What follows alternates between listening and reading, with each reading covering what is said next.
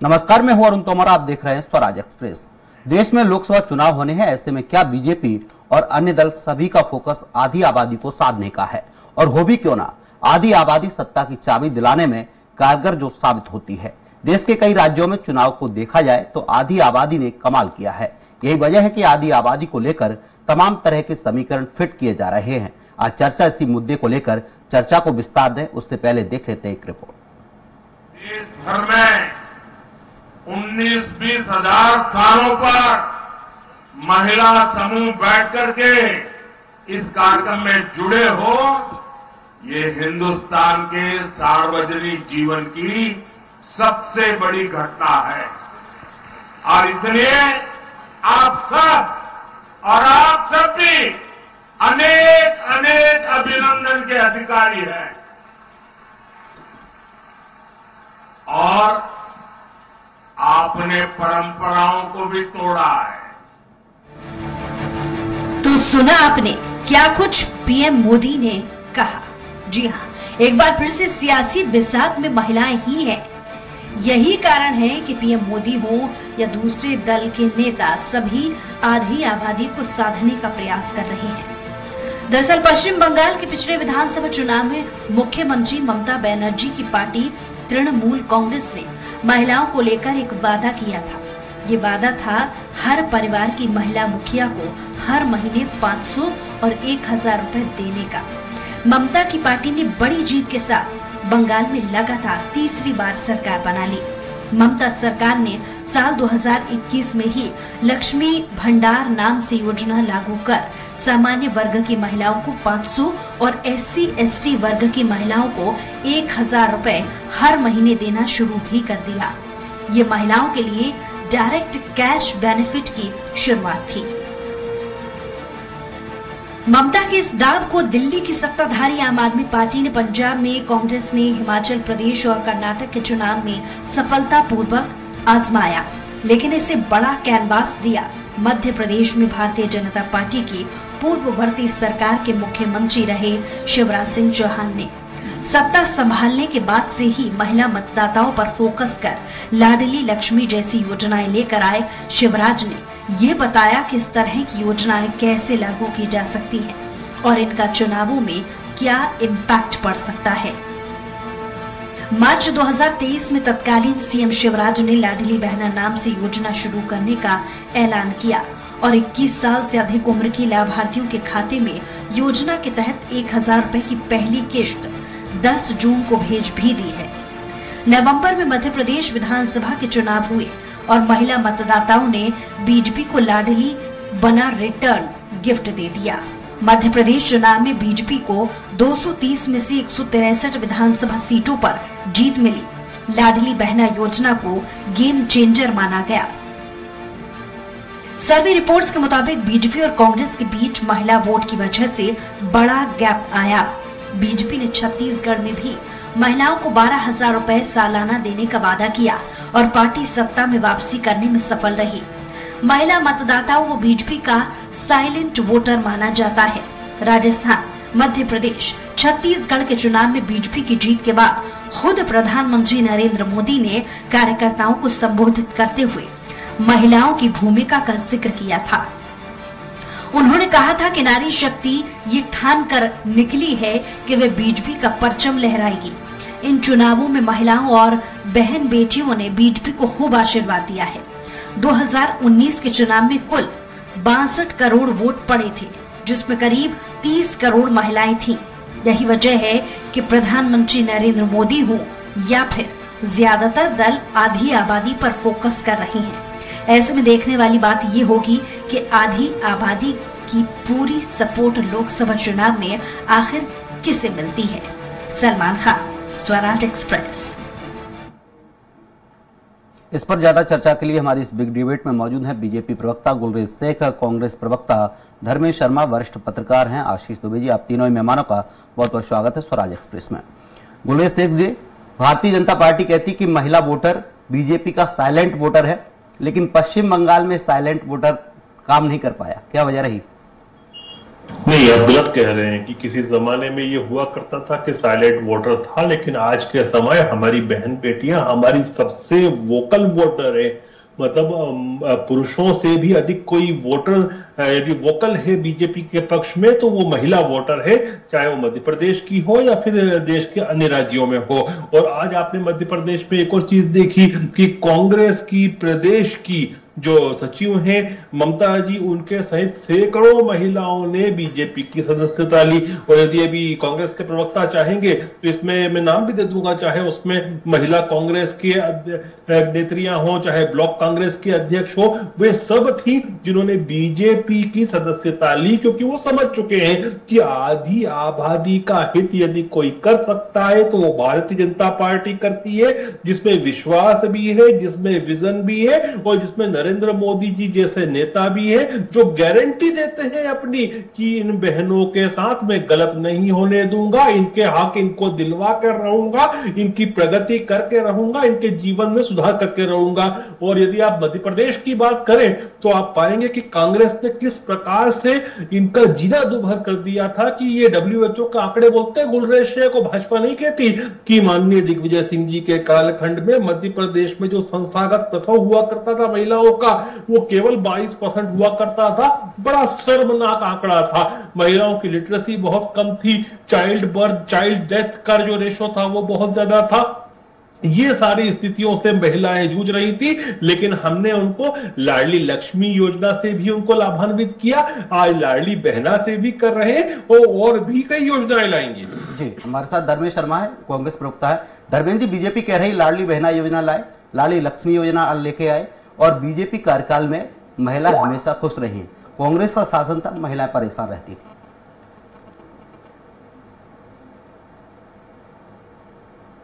अगर पूरे देश में किसी ने किया तो भारतीय जनता पार्टी की नरेंद्र मोदी की सरकार थी। उसका कारण सबसे पहले शुरुआत करिए, बहुत हुई महंगाई की मार।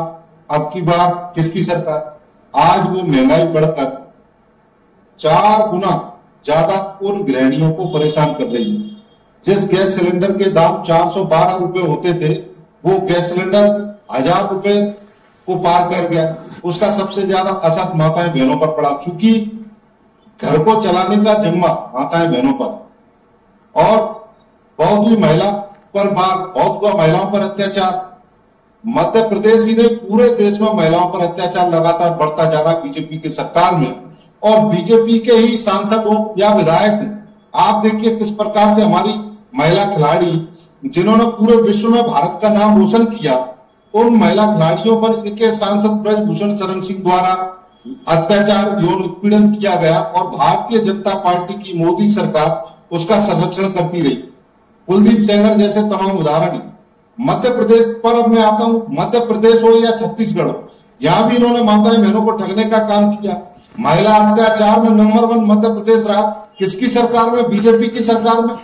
इन्होंने छत्तीसगढ़ में महतारी बंधन योजना के माध्यम से ठगने का काम किया। सरकार बने इतना टाइम हो गया, लेकिन अभी तक उन माताएं बहनों को लाभ नहीं मिलता। शिवराज सिंह चौहान ने लाडली लक्ष्मी योजना लेकर आए और 1000, 1250, 1500, 1750, फिर 2000, 2250, ये सब बोला, लेकिन आज तक माताएं बहनों को फिर से 1250 रुपए तक ही अटका कर रखा, बेवकूफ बनाया जा रहा है। एक तरफ आप 1250 रुपए का झुंझुना देते हैं, दूसरी तरफ महंगाई बढ़ाते हैं। बच्चों की फीस से लेकर, अरुण जी आप आश्चर्य करेंगे, बच्चों की पेंसिल किताब तक पर जीएसटी लेने वाली ये विश्व की एकमात्र सरकार है जो बच्चों के पढ़ाई के उपकरणों पर भी टैक्स ले रही है। तो माताएं बहनों पर सबसे बड़ा अत्याचार तो मोदी सरकार ने और भारतीय जनता पार्टी की सरकार ने किया है। इसका बदला 2024 में माताएं बहनें लेकर रहेंगी। जी, हमारे साथ आशीष दुबे जी हैं, वरिष्ठ पत्रकार है। आशीष जी, कोई भी दल हो, बीजेपी हो, कांग्रेस हो या अन्य दल हो, सभी दल महिलाओं को साधने की कोशिश करते हैं, लेकिन जब पार्टी सत्ता में आती है तो उन महिलाओं को कुछ नहीं मिल पाता। नहीं, ये बात अब धीरे धीरे बदल रही है, लेकिन सवाल ये है कि महिलाओं को जो पैसा दिया जाता है, डायरेक्ट पैसा जो कई राज्य देते हैं, सरकार देती हैं, वो जो है महिलाओं की सही उन्नति का या सही विकास का माध्यम नहीं है, जो मेरा नजरिया है। बाकी दल जो चाहे सोचें, लेकिन मेरा नजरिया उसमें ये मैं मानता हूँ कि महिलाओं को एक बेहतर उनके जो विकास के लिए या उनकी उनका जीवन स्तर और मानसिक स्तर, खास तौर पर पढ़ाई का या बौद्धिकता का, ये बढ़ाने के प्रयास उसके साथ होने चाहिए। कैश पैसा दे देना भर काफी नहीं है, बजाय इसके कि कैश पैसा इनको दिया जाता है, भले 1000-1200 दिया जाता है, मैं तो हमेशा कहता हूं कि आप 12,000 दो प्रति माह, 15,000 दो, लेकिन उसका पहली बात तो यह है कि उस पैसे को देने की वजह से किसी दूसरे वर्ग पर कर का या किसी और प्रकार के शुल्क का बोझ न पड़े।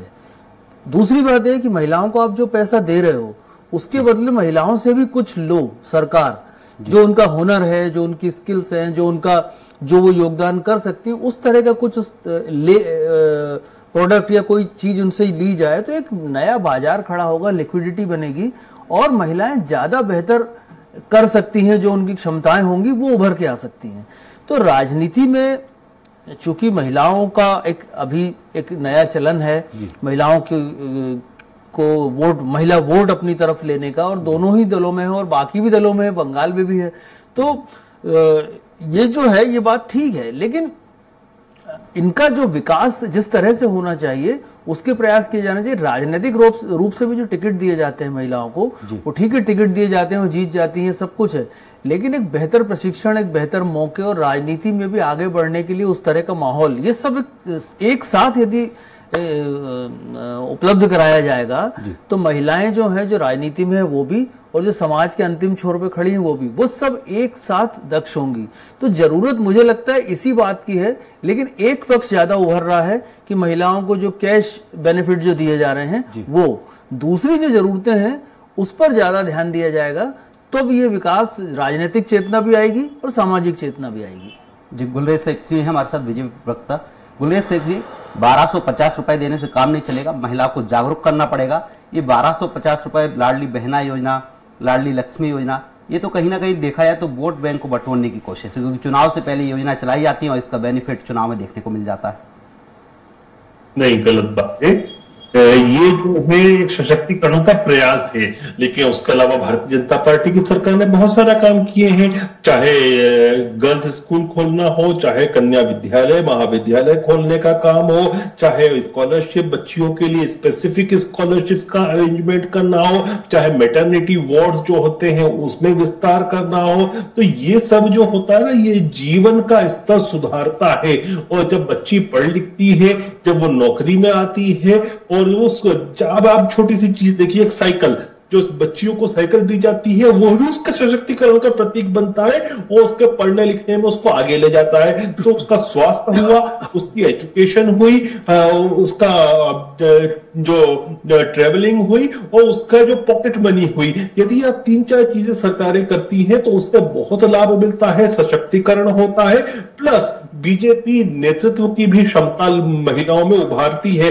यदि आप हमारे संगठन को देखें तो लगभग 30 से 35% के आसपास हमारी महिलाओं को हम जगह देते हैं बतौर पदाधिकारी। यदि टिकट वितरण के मामले में देखें तो सर्वाधिक महिला जो ग्रामीण अंचल में आज भी कई महिलाएं ऐसी हैं जो अपने हक से वंचित हैं। ग्रामीण अंचल में आज भी कई महिलाएं ऐसी हैं जो अपने हकों से वंचित हैं, उन्हें इस बात की जानकारी ही नहीं।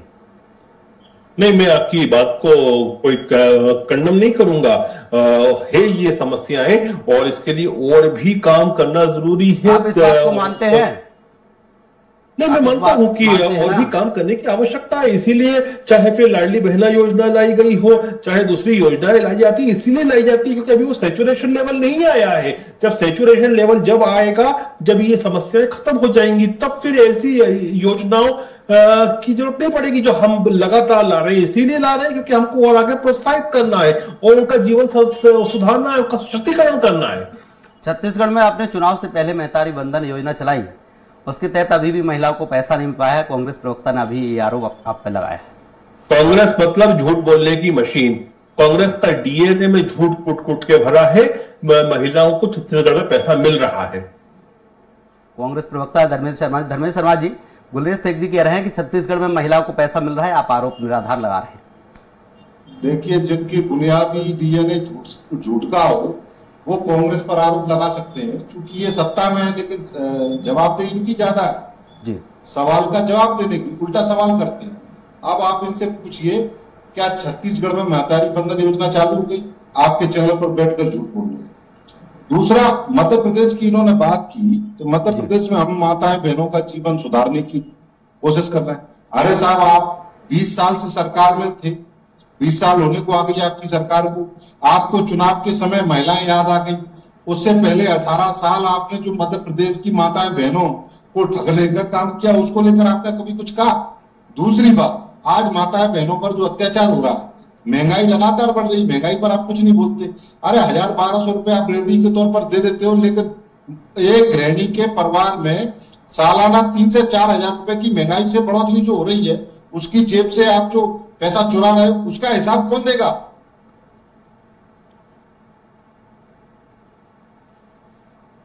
आशीष दुबे जी, कांग्रेस बीजेपी पे आरोप लगा रही है, बीजेपी कांग्रेस पर आरोप लगा रही है। बीजेपी कह रही है हम जो राशि दे रहे हैं कहीं ना कहीं उससे महिला जागरूक हो रही है और महिलाओं के सम्मान में कहा महिला है उससे अपना घर चला पा रही है। नहीं, सही है ना, इससे कब इनकार है कि महिलाओं को इन चीज़ों की ज़रूरत है, सरकार दे रही है, ज़रूरत ना भी हो तो भी सरकार से पैसा मिल रहा है तो किसी काम ही आएगा।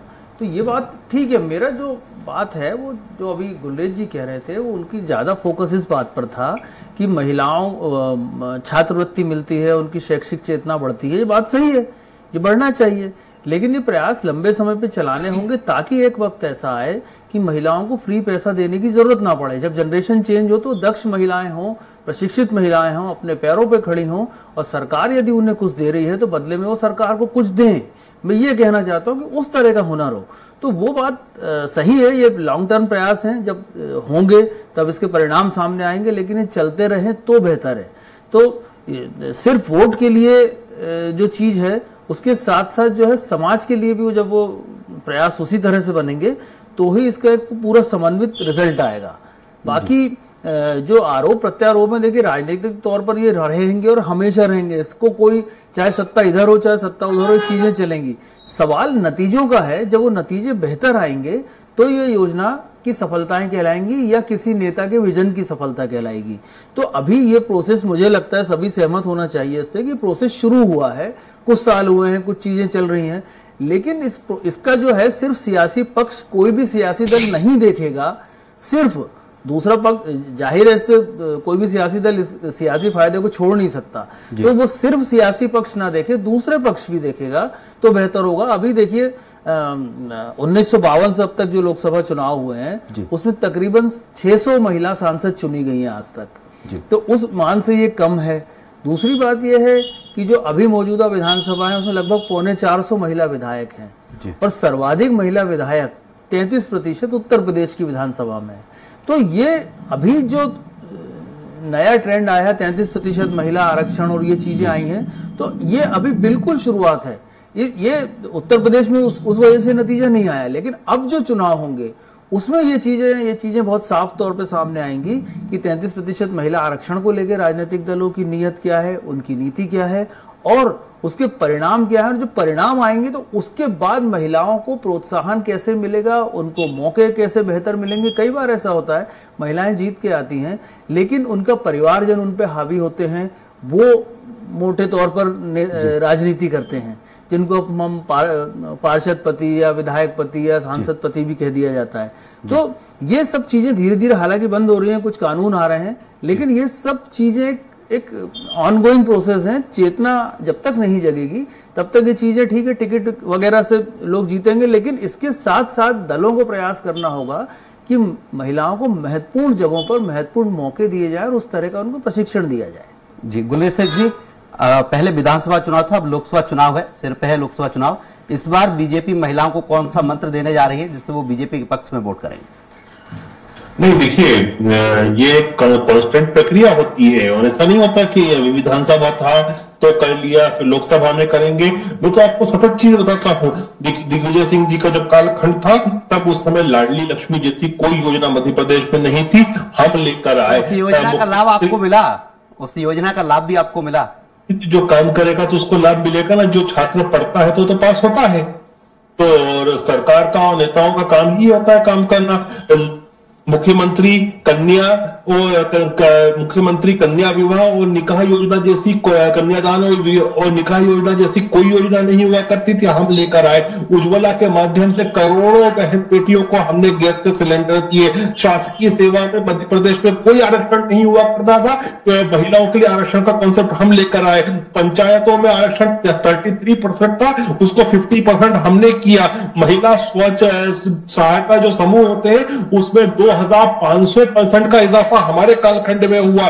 शिक्षकों की भर्ती में महिलाओं के लिए कोई आरक्षण नहीं होता था, हमारी सरकार उसमें 50% का आरक्षण लेकर आई। तो हम चाहे उसके लिए रिजर्वेशन के माध्यम से स्पेस क्रिएशन की बात हो, चाहे कुछ उनको डायरेक्ट बेनिफिट ट्रांसफर करके उनका सशक्तिकरण का काम हो, या फिर उनको रिप्रेजेंटेशन देना हो MP MLA बनाकर, ये तीनों चीजों पर हम काम करते हैं एक साथ।